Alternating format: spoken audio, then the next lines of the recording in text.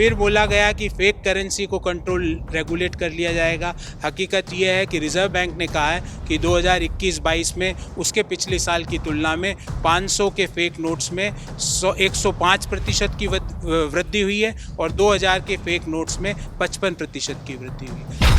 फिर बोला गया कि इससे हम टेररिज्म को कंट्रोल कर लेंगे।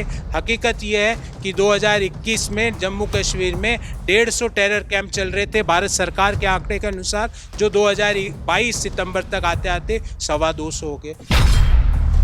50 दिन की हमने 6 साल दिए आपको। 6 साल के बाद तो बताइए कि उन 150 लोगों का क्या दोष था जिन्होंने नोटबंदी के दौरान लाइनों में खड़े हो के अपनी जान गंवा दी।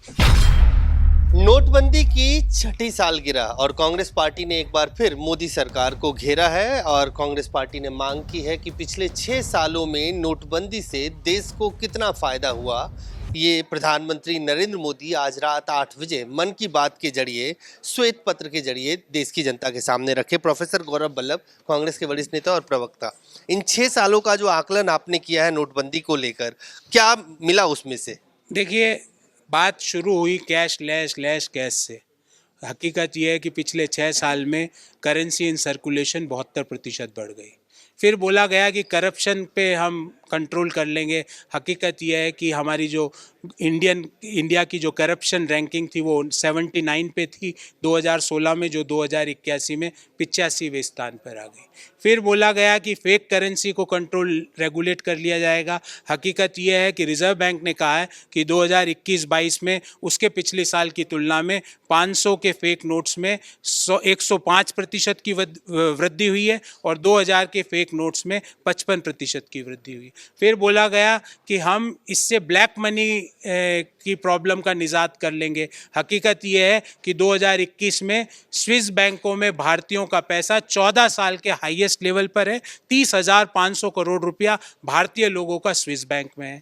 फिर बोला गया कि इससे हम टेररिज्म को कंट्रोल कर लेंगे। हकीकत यह है कि 2021 में जम्मू कश्मीर में 150 टेरर कैंप चल रहे थे भारत सरकार के आंकड़े के अनुसार, जो 2022 सितंबर तक आते आते 250 हो गए। तो हमने क्या पाया? हाँ, हमने 8.3% की जो ग्रोथ की इकोनॉमी को कोरोना के पूर्व 4.2% पर लाके खड़ा कर दिया और कोरोना के दौरान वो -6.6 पे आ गई। हाँ, हमने 2% की बेरोजगारी दर को आज 7.5-8% पर लाके खड़ा कर दिया। हाँ, हमने भारतीय अर्थव्यवस्था की रीढ़ की हड्डी MSME और अनऑर्गेनाइज सेक्टर को समूल नष्ट कर दिया, जो आज तक पिछले 6 साल में भी वापस अपने पुराने स्तर पर नहीं आ पाए। तो मैं मांग कर रहा हूं कि प्रधानमंत्री जी आए, और प्रधानमंत्री जी आपने कहा था 50 दिन की हमने 6 साल दिए आपको। 6 साल के बाद तो बताइए कि उन 150 लोगों का क्या दोष था जिन्होंने नोटबंदी के दौरान लाइनों में खड़े हो के अपनी जान गंवा दी। उन लोगों के प्रति तो कुछ सहानुभूति रखिए। आज रात को 8 बजे आइए और अपने चिर परिचित अंदाज में मित्रों आज रात 8 बजे से संबोधित करिए देश को और बताइए कि नोटबंदी से देश ने क्या पाया और क्या खोया। प्रोफेसर साहब, एक सवाल और, आपको लगता है 2 राज्यों में विधानसभा के चुनाव हैं और इससे पहले भी चुनाव हुआ, ये नैरेटिव चाहे नोटबंदी को लेकर हो या GST के फ्लॉज को लेकर हो, जनता क्यों नहीं एक्सेप्ट कर रही है? आप लोगों के इस नैरेटिव को आप लोग जो एक्सपोज कर रहे हो, बार बार कांग्रेस पार्टी जनता के बीच जाती है और बार बार जनता इसको नकार देती है, इसके पीछे क्या? देखिए, इसका जो नोटबंदी का जो सबसे इल इफेक्ट हुआ है वो रोजगार पे हुआ है, और रोजगार की समस्या को जनता एक्सेप्ट करती है। ये एक बड़ी समस्या है।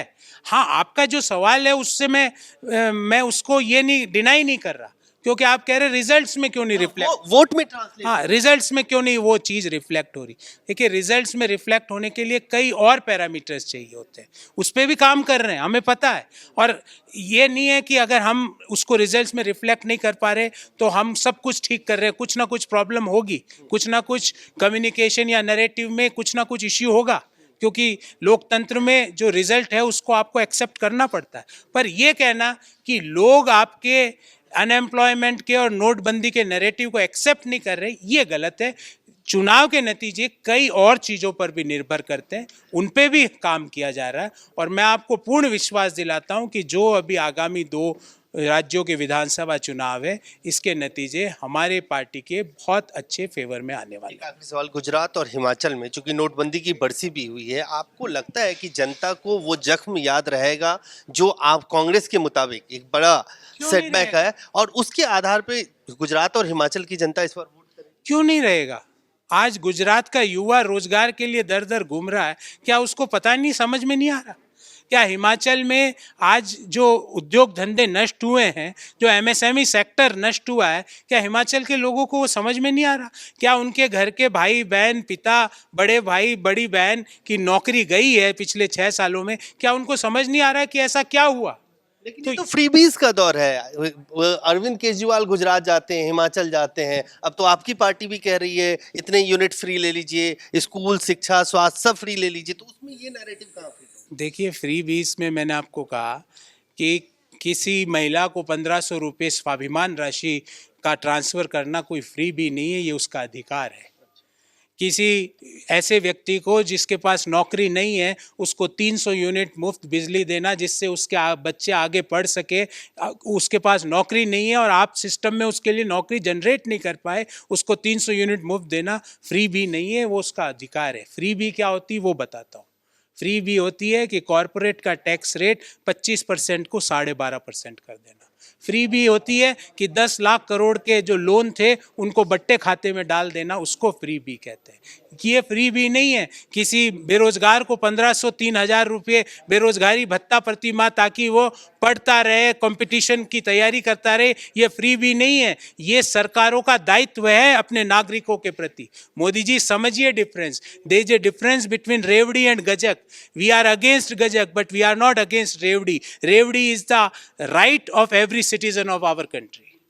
तो professor Gaurav Vallabh welfare state और फ्रीबीज के बीच का अंतर बताते हुए, और साफ तौर से इनका कहना है कि ये जनता का हक है, जिस तरह से कांग्रेस या आम आदमी पार्टी ये जनता के बीच आगे कह रही है कि 300 यूनिट बिजली फ्री या 1500 रुपया जो बेरोजगारी भत्ता है, इसको फ्रीबीज के दायरे में नहीं रखना चाहिए। कैमरामैन फिरोज के साथ अजय झा, दैनिक सवेरा, दिल्ली।